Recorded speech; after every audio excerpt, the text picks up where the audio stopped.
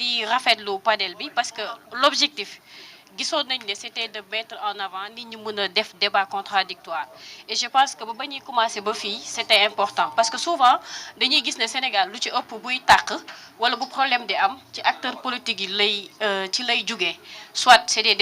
décisions de justice wala soit mu nekk affaire de parparloo et que tey ñu ngi ci 21e siècle nit ñi war nañu dépasser façon politique bi salte bi nga xamante ne mi ngi am ci dëkk bi alors est-ce que tey sur plus de 300 partis politiques wax nañ ne 14 partis ñoom ñoo ci régulariser ban décision lañ ci jël ñoom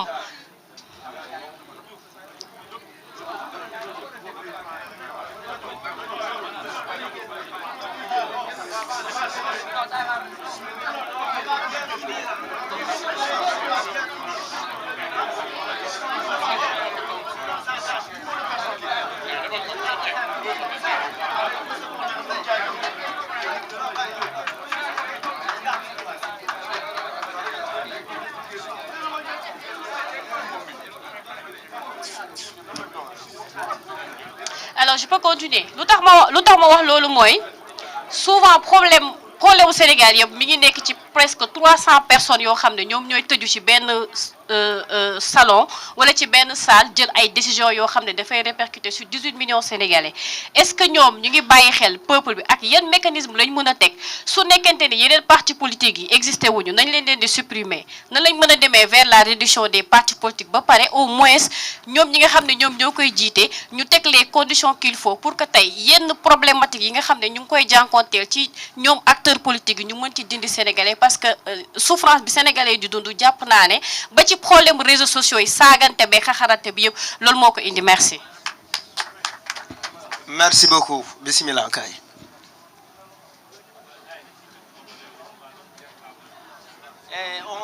Merci Malal,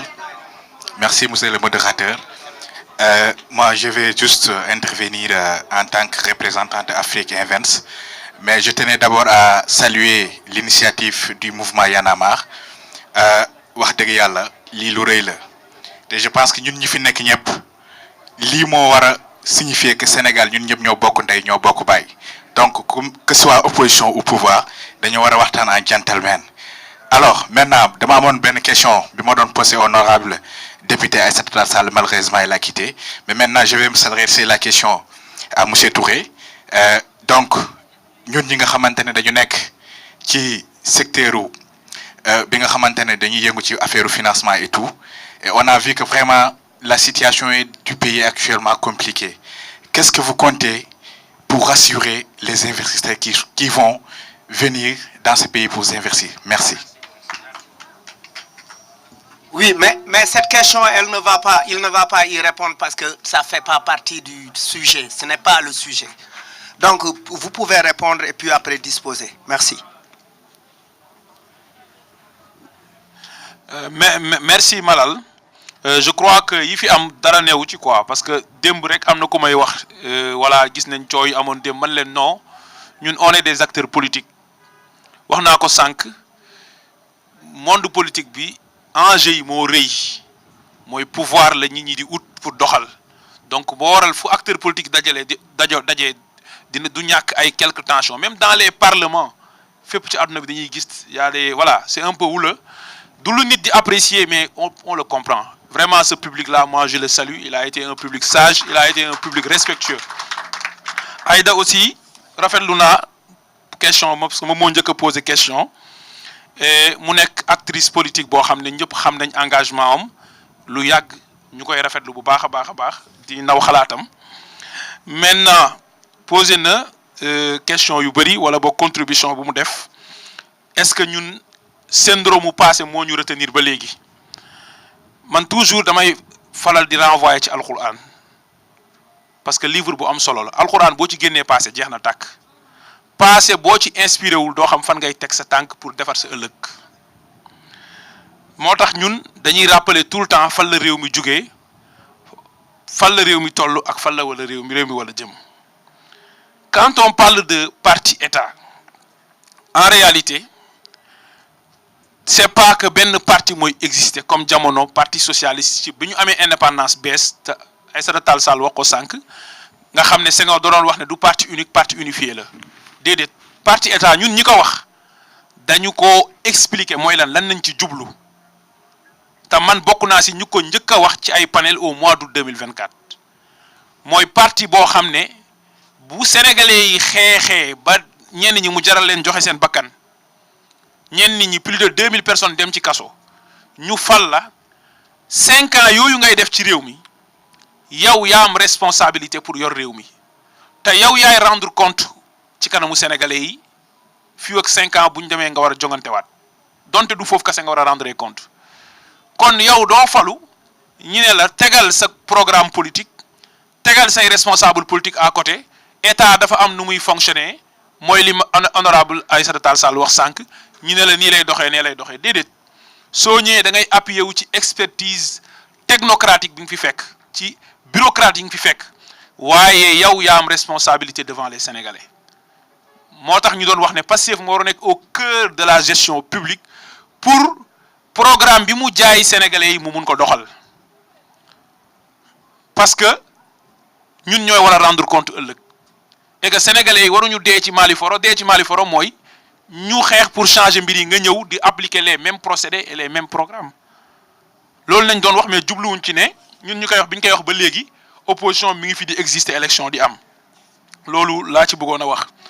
léegi nag wax nga benn cas wax nga lu am solo nga ne inclusion démocratique dafa war a am kon ku xas ba jot ci benn mandat dañ la war a bàyyi nga doxal attention sous réserve de respecter les lois et les règlements. Thierno Ali Sy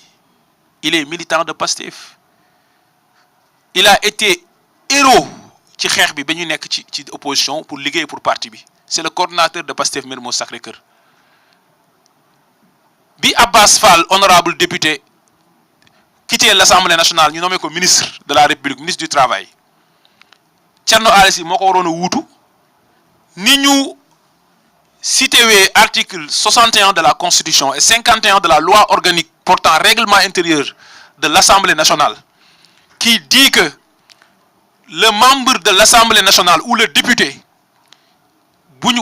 écopé d'une condamnation définitive doit être radié de la liste des députés sur demande du ministre de la Justice.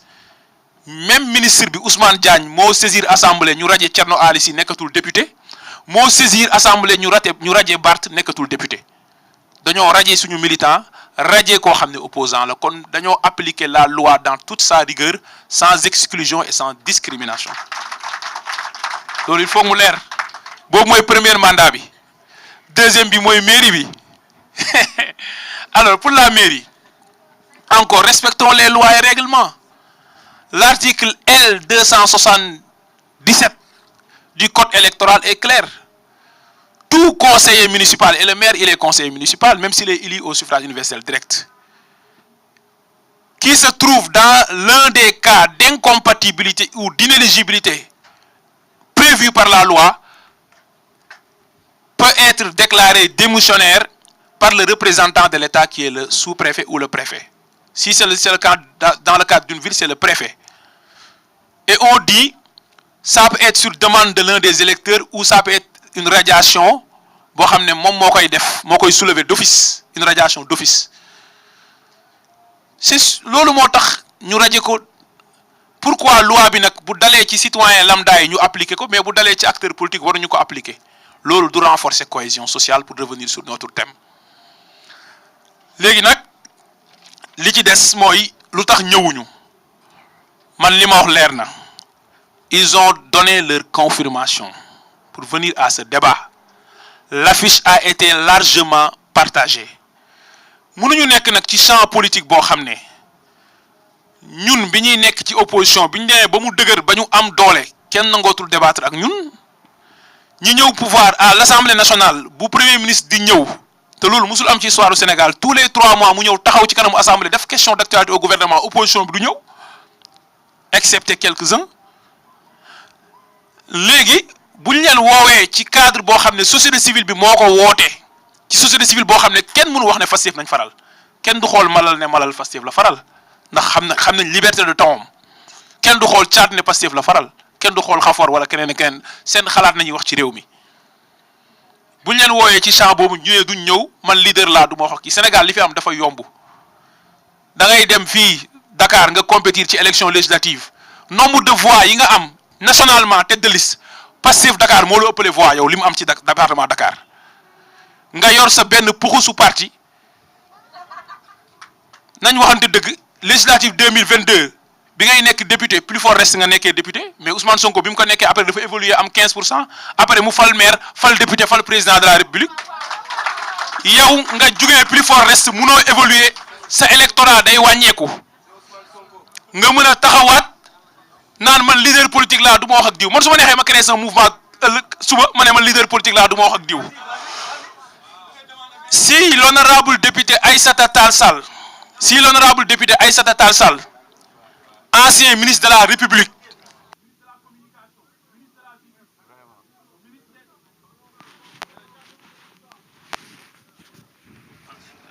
donc si l'honorable député Aïssata Tall Sall ancien ministre de la communication ancien ministre de la justice ancien ministre des affaires étrangères nangu na ñëw fii débattre nekk présidente de groupe parlementaire man gisuma fii ban acteur politique moo mën taxaw fii naan warul débat franchement loolu du débat léegi nag question wu laal la rasul dafa am solo parce que si loolu laa bëggoon a revenir sànq mais comme li nga wax joxaatoo ma parole parce que temps bi da nga jàpp ne jeex na parce que honorable député dafa wax ci kanamu sénégalais yi mu ni dañu war a dugal ci constitution bi ne parti politique dañoo war a former citoyen ma ne ko loolu mu ngi ci mu ne dañ koy def obligation la constitution n'est pas une loi c'est un totem waxin la constitution ay principes généraux lay teg loi yi ñoo koy complété tey code minier code pétrolier mooy réglementer la gestion des ressources naturelles constitution bi dafa wax les ressources naturelles appartiennent au peuple nii nii ak nii nañ ko war a gérer parti politique yi constitution bi dafa wax globalement seeni devoir waaye bu dee ci élection code électoral la